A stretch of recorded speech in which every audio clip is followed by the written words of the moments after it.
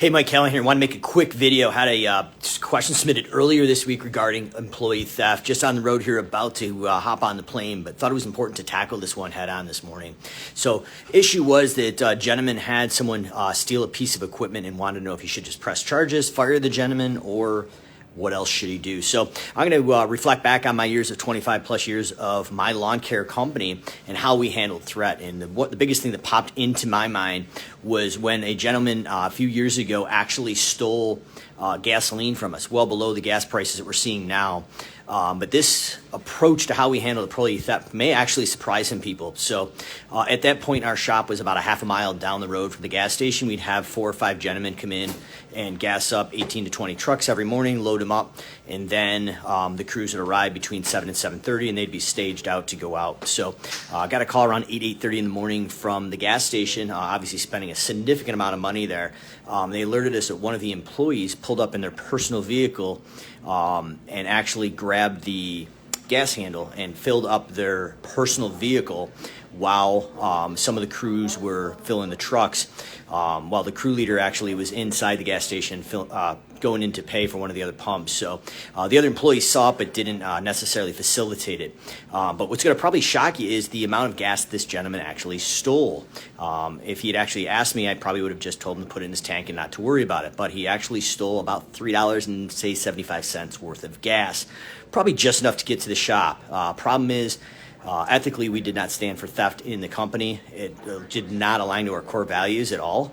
So literally went down to the gas station, got a picture and a video of the gentleman stealing the gas, spent about 2.5 to 3 hours, went down to the police station, pressed charges, but the way I tackled it was a little bit different. And we had been plagued with theft as well already.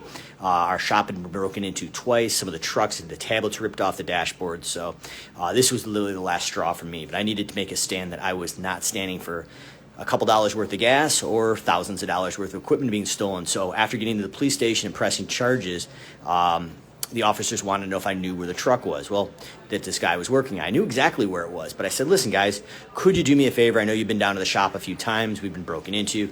Really want to, unfortunately, make an example of this gentleman to let people know where we stand on theft. So what they did is they arranged to come down to the shop at 7 a.m. during our team meeting. Unbeknownst to me, they came in hot. We had the gate open because we had an electric gate with a passcode, but they came in hot with about 3 cruisers and pulled up to probably about 35 to 40 guys literally standing at a team meeting while I was on top of one of the trailers kind of addressing the team.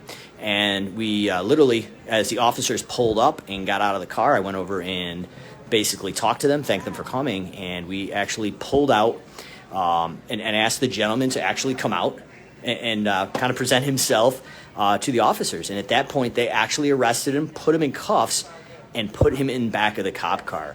And I will tell you, by doing this, we were able to really address how we stood on theft and where we were going as a company and aligning to those values. So yes, we actually had a gentleman arrested for a little under $4 worth of gas in front of the whole entire company. But what that did is it created a story and it created clarity. So literally after the gentleman drove away in the car, I asked everybody there, are we clear of where we stand on theft? And they were like, yes, we are crystal clear. And it was interesting. Things in the shop stopped going missing. Things like additional gas or weed whacker line, things like that started to actually be used less. And I have a feeling we actually had some more theft or people taking things probably for their own home that we didn't realize. But the end of this was it was very clear where we stood on theft. But the cool thing was it was a story that got better and better year after year. And I remember by the 3rd or 4th year, the story had got so embellished. But it was just one of those things that when these things happen, you've got to literally act in the moment. And if it sucks, it's going to take 2 to 3 days or 2 to 3 hours out of your day to actually address this. You got to, because your whole entire company is going to see how you react. And I had no choice. I actually kind of felt bad about it for a couple bucks, but at least 7 or 8 guys knew that morning that this gentleman had actually stolen from us. So if I did not go out and actually take a stand and let the company know how I would react as the business owner and how we felt about theft, we would have really, really hurt ourselves as a company, not only then, but years in the future. But by making that choice and actually having the gentleman arrested, It was a story that continued to go on year after year.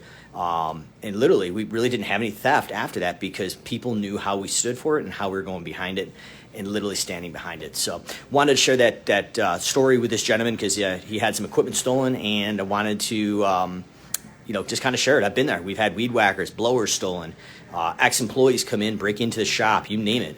But literally, as soon as we took a stance and we were crystal clear about it and stood behind what was in the company handbook, never a problem again. So comments, questions, drop them below. And to the gentleman that submitted that question, I'd go down to the police station and press some charges if you've got the evidence that you said you did. And if you can, see if you can get the officers to actually come down to the shop during a team meeting in the morning and actually make it publicly shown that you will not stand for theft in your business. Callahan's Corner, you ask the questions, we answer them live right here on Facebook.